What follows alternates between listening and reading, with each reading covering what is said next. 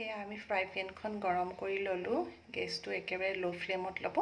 তাৰপাছত ৰঙালাও গুটিখিনি এনেদৰে ৰোষ্ট কৰি ল'ব লাগে। এই ৰঙালাও গুটিখিনি এতিয়া ৰোষ্ট হৈ মানে বাকী ইনগ্ৰিডিয়েণ্টখিনি আমি যোগাৰ কৰি লওঁ। ৰঙালাওৰ গুটিখিনি ৰোষ্ট হ'বলৈ 10 মিনিটমান সময় লাগিব। এয়া ৰঙালাও গুটিখিনি ইতিমধ্যে হৈ গৈছে। এইখিনি 6 মিনিটমান সময় লাগিলে।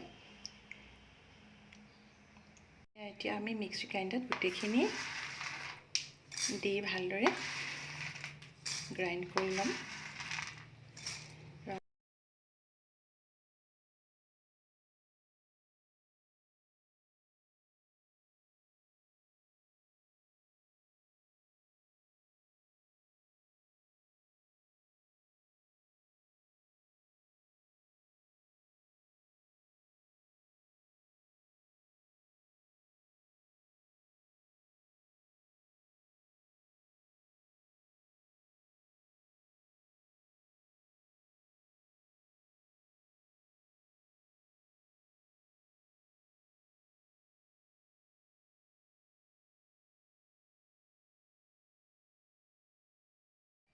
এইখিনি আমি এতিয়া বাতিত উলিয়াই ল'লোঁ।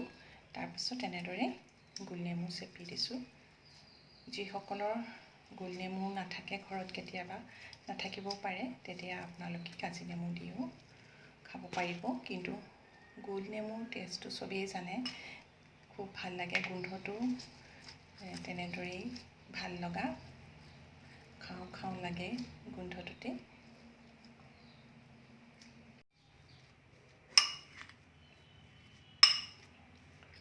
ইতিমধ্যে আমাৰ ৰঙালাওৰ গুটি চাটনি ৰেডি হৈ গৈছে।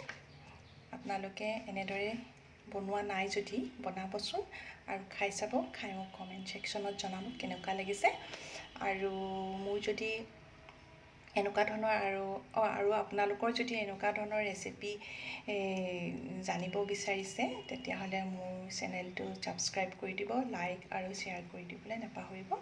আৰু মোৰ ভিডিঅ'টি আপোনালোকে চোৱাৰ বাবে আপোনালোকলৈ বহুতো ধন্যবাদ থাকিল। নমস্কাৰ।